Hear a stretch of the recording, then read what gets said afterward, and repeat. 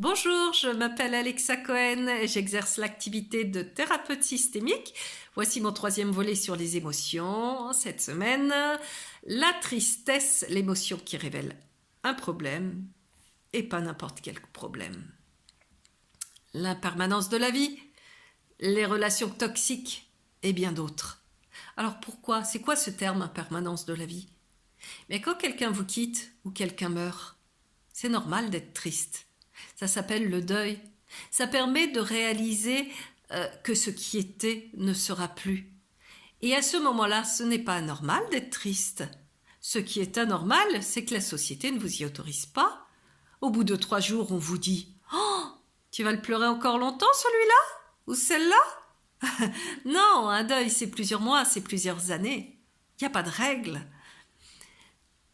Autre chose, tout semble aller bien. Vous avez le mari parfait, le mari idéal, ou la femme idéale, le conjoint, la conjointe, comme vous voulez. Et puis vous êtes triste. En permanence, il y a quelque chose là qui vous tient. Peut-être que dans l'intimité, c'est pas comme ça. Peut-être que c'est un conjoint, une conjointe qui vous met la pression tout le temps. Les enfants doivent être parfaits, le ménage impeccable, le repas aux petits oignons. Et si ça va pas, c'est le scandale.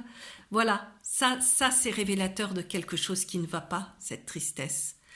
Ça peut être un patron, vous aimez beaucoup votre travail, vous mettez tout votre cœur dans un projet, et là vous amenez un énorme dossier d'une centaine de pages, et tout ce que votre patron trouve à vous dire, c'est « Ah tenez, il y a une faute d'orthographe en page 3 » et rien d'autre. Vous voyez, c'est assez humiliant quand même. Tout ça, cette tristesse, généralement, on essaye de la refouler, de ne pas la voir, de l'oublier, de se dire non, c'est moi, je ne vais pas bien. Et pourtant, j'ai envie de dire, les étapes qui peuvent... le problème, c'est que ça peut amener à la dépression, au burn-out. Souvent, on dit je suis tombée en dépression ou je suis tombée en burn-out. Non, non, non, non, non. Il y a des étapes, c'est évolutif. Et c'est pour ça que c'est très important d'écouter le message de la tristesse avant d'en arriver à ce stade. Après, il y a encore plein de cas de figure. Je ne peux pas tout énumérer en 5 minutes. Ça peut être du stress post-traumatique, conscient ou inconscient. Ça peut être de la tristesse liée à une maladie, à la maladie d'un proche, à une séparation avec des enfants pour un parent lors d'un divorce. Et là, il y a des choses, il faut l'écouter, la tristesse, pour laisser de la place à d'autres émotions. Parce qu'on va être obligé de vivre sur du long terme parfois, moyen, long terme parfois avec cette émotion, mais il ne faut pas vivre qu'avec ça, sinon on ne tiendra pas. Et puis pour garder des bons souvenirs aussi de la vie. Vous voyez, c'est beaucoup, beaucoup de choses. Alors une question que je pose à chaque vidéo, est-ce qu'on peut écouter le message de cette émotion seul?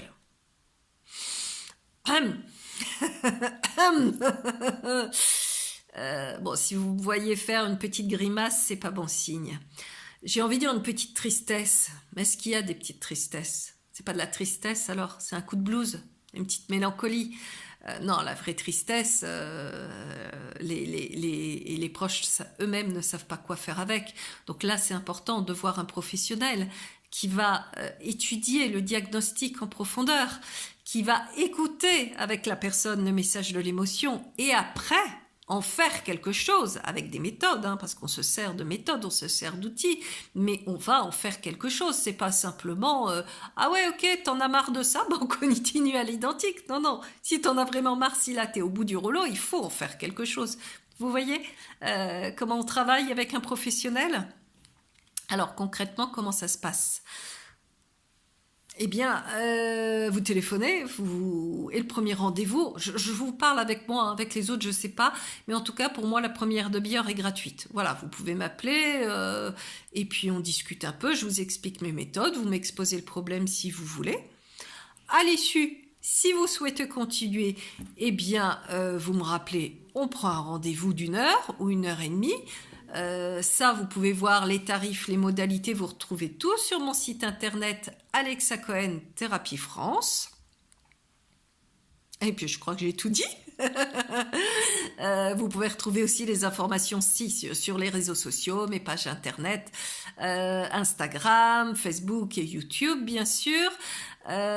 Si cette vidéo vous a plu, mettez un petit pouce parce que comme ça, d'autres personnes verront que ça peut être bien. Et la prochaine vidéo sur les émotions, ça sera sur le stress, sur les émotions dites négatives sur le stress. Et ensuite, on passera aux émotions dites positives. Voilà, je vous dis à très bientôt pour de nouvelles aventures émotionnelles.